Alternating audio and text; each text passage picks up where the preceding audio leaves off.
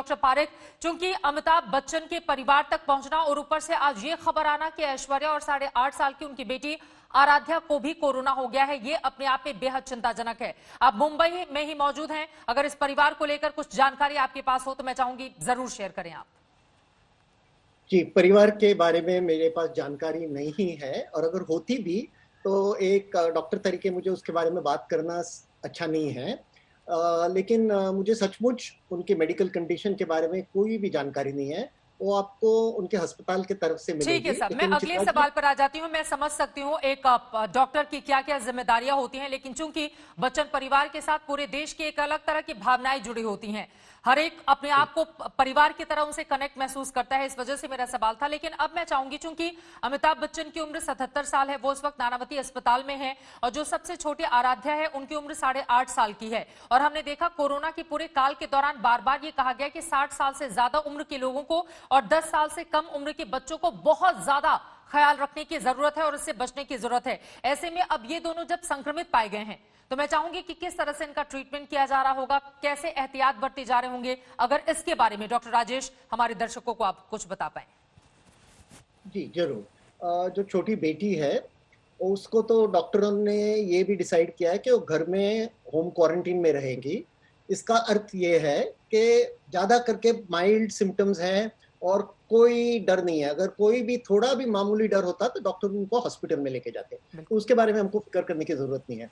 अमिताभ जी के खिलाफ एक ही चीज है कि उनकी उम्र, लेकिन हमको ये नहीं भूलना चाहिए कि उनके साथ बहुत सारी चीजें हैं जो ये उम्र फैक्टर के अगेंस्ट है, उनके रिकवरी के लिए अच्छी है। एक पहला तो उन्होंने इससे भी बड़ी बीमारियों से जीत लिया है 1982 से लेके अभी तक। दूसरी बात यह है कि उनको बीमारी के बारे में बहुत ही जानकारी है।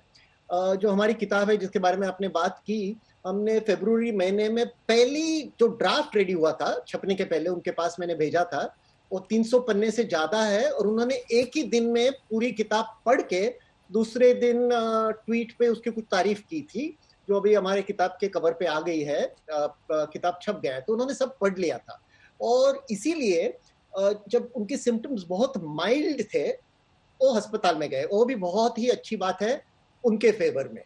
और चौथी चीज है कि उनका जो इनर स्पिरिट होता है, जो इनमें जो अनुशासित डिसिप्लिन है, वो भी उनके साथ है। और फाइनली हमको ये नहीं भूलना चाहिए, क्योंकि ये भी बहुत ही महत्वपूर्ण चीज है, कि लोगों की दुआएं उनके साथ है। 1978 में सैन फ्रांसिस्को में डॉक्टर रेंडोल्फ बर्ड करके जो कार्डियोलॉजिस्ट हार्ट के डॉक्टर है, उन्होंने एक बहुत ही महत्वपूर्ण स्टडी किया था। उन्हें 400 मरीजों के, कार्डियक मरीजों के ऊपर उन्होंने एक सिंपल स्टडी किया। 2 ग्रुप बनाए, दोनों ग्रुप को दवाई तो वैसे ही मिली, लेकिन एक ग्रुप में लोगों की दुआएं मिली। उन्होंने सभी लोगों को कहा कि इनके लिए आप दुआओं करो। दूसरे ग्रुप पे कुछ नहीं हुआ, और जो पहला ग्रुप था दवाई और दुआ, उनकी रिकवरी जल्दी हो गई और अच्छी हो गई। ये दुनिया में पहला स्टडी था जिसमें रिसर्च सेटिंग में देखा था कि दुआओं को भी असर पड़ सकता है। अभी इतनी दुआएं आपके तरफ से, आपके व्यूअर्स के तरफ से और पूरे देश के तरफ से उनके पास आ रही है, तो उसका भी मुझे लगता है असर होगा।